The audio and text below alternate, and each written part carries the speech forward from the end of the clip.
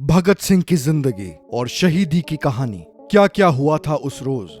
स्वागत है आप सबका आज की इस वीडियो में। दोस्तों, शहीद भगत सिंह भारत के आजादी आंदोलन के एक बहुत महत्वपूर्ण भाग थे। सिर्फ 23 साल की उम्र में ही उन्होंने भारत की आजादी के लिए अपनी जान दे दी थी। उन्होंने अंग्रेजों के लिए कहा था, वो मुझे मार सकते हैं पर मेरी सोच को नहीं, वो मेरे शरीर को खत्म कर सकते हैं पर मेरे हौसले को नहीं। भगत सिंह एक ऐसा चेहरा थे जिसको देख के हजारों लोग भारत की आजादी के लिए लड़ने को तैयार हुए थे। और जैसा कि उन्होंने कहा था कि अंग्रेज उन्हें मार सकते हैं पर उनकी सोच को और हौसले को नहीं, और हुआ भी बिल्कुल वैसा ही। ब्रिटिश सरकार ने इन्हें भले फांसी दे दी पर वो इनके द्वारा लोगों में जगाई गई आजादी की उस आग को बुझा नहीं पाए और आखिर में उन्हें हमारे भारत देश को छोड़कर जाना ही पड़ा। आज के इस वीडियो में हम आपको भगत सिंह के उसी हौसले की कहानी को बताने वाले हैं जिसकी वजह से आज हम खुली हवा में आजादी से सांस ले पा रहे हैं। शहीद भगत सिंह का जन्म 27 सितंबर 1907 को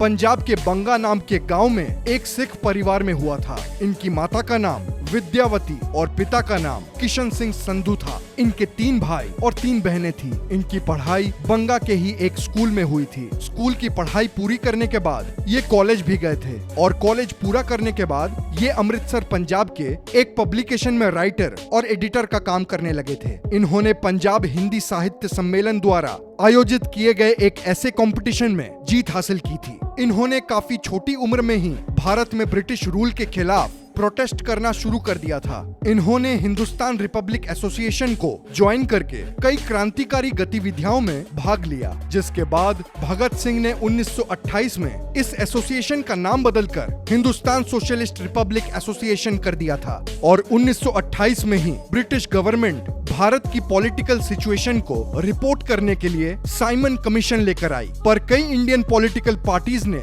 इस कमीशन का बहिष्कार कर दिया क्योंकि इस कमीशन में एक भी भारतीय नहीं था। लाला लाजपत राय ने सबके साथ मिलकर साइमन कमीशन के खिलाफ एक मार्च निकाला। उस वक्त के British police superintendent James A Scott ने पुलिस को भीड़ को बखेरने का ऑर्डर दिया, जिसमें लाला लाजपत राय बुरी तरह घायल हो गए और उनकी मृत्यु हो गई। भगत सिंह और उनके साथियों ने लाला लाजपत राय की मौत का बदला लेने के लिए उस पुलिस सुपरिटेंडेंट का कत्ल करने का प्लान बनाया, पर क्योंकि भगत सिंह और उनके साथी सुपरिटेंडेंट को ठीक से नहीं पहचानते थे, उन्होंने गलती से एक जूनियर ऑफिसर जेपी सॉन्डर्स को सुपरिटेंडेंट समझकर मार दिया। सॉन्डर्स को मारने के बाद ये वहां से भागने लगे, पर हेड कांस्टेबल चन्नन सिंह इनका लगातार पीछा कर रहा था और भगत सिंह ने उन्हें गोली मार दी। भगत सिंह सजा से बचने के लिए लाहौर छोड़कर भाग गए और इसके बाद 1929 में उन्होंने बटुकेश्वर दत्त के साथ मिलकर दिल्ली की सेंट्रल लेजिस्लेटिव असेंबली में स्मोक बम छोड़ दिया था, जिसके बाद उन्होंने खुद को सरेंडर कर दिया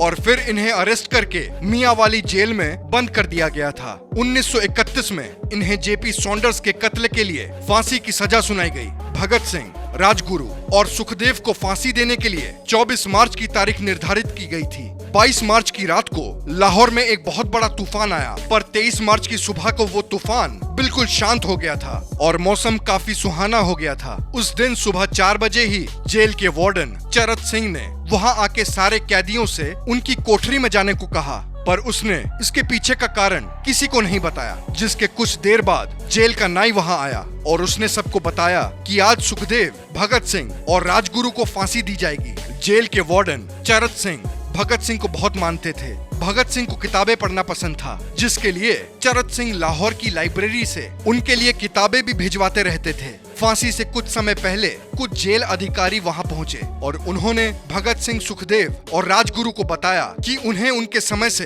12 घंटे पहले ही फांसी दी जाएगी। उस वक्त भगत सिंह एक किताब पढ़ रहे थे। तब भगत सिंह उनसे बोले, क्या आप मुझे इस किताब की एक अध्याय भी पूरी नहीं करने देंगे? और उसके कुछ समय बाद भगत सिंह, सुखदेव और राजगुरु को उनकी कोठरियों से बाहर निकाला गया। तब भगत सिंह ने अपने दोनों साथियों के साथ मिलकर आजादी के गीत को गाना शुरू कर दिया। इसके बाद इन्हें काले कपड़े पहनकर फांसी वाली जगह ले जाया गया, जहां पे फांसी पे चढ़ने से पहले भगत सिंह को अपनी माँ का दिया हुआ वचन याद आया, जिसमें उन्होंने अपनी माँ से वादा किया था कि फांसी पे चढ़ते वक्त वो इनकलाब जिंदाबाद का नारा लगाएंगे। उन्होंने तब बहुत जोर से इनकलाब जिंदाबाद का नारा लगाया और उनकी आवाज सुनते ही जेल के दूसरे कैदी भी इनकलाब जिंदाबाद का नारा लगाने लगे, जिसके बाद जल्लाद ने एक एक कर इन तीनों के गले में रस्सी डाल के उनको फांसी पर चढ़ा दिया और फांसी के काफी देर बाद उनके शरीर को रस्सी से उतारा गया और जिसके बाद उन्हें डॉक्टर ने चेक किया और उन तीनों को मृत घोषित कर दिया।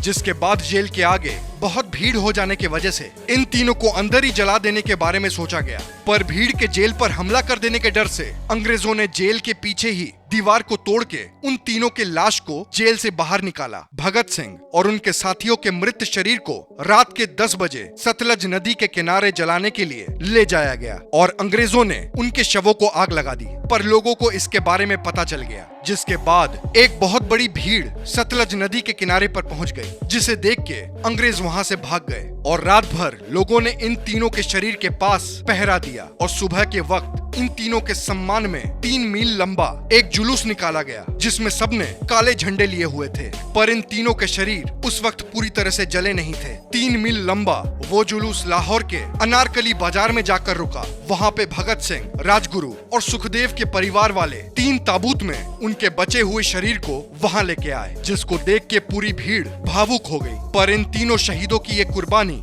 यूं ही जाया नहीं गई और इन सब के 16 साल बाद हमारा देश आखिर आजाद हो ही गया। वैसे दोस्तों, ऐसा कहा जाता है अगर गांधी जी चाहते तो वो भगत सिंह और उनके साथियों को दी जाने वाली फांसी रोक सकते थे, पर उन्होंने ऐसा नहीं किया। आपको क्या लगता है, क्या ये सच था? अपने व्यूज हमें कमेंट सेक्शन में जरूर बताएं। वीडियो अच्छी लगी हो तो लाइक करें और शेयर करें और ऐसी ही अमेजिंग वीडियोस के लिए हमारे चैनल को सब्सक्राइब करें।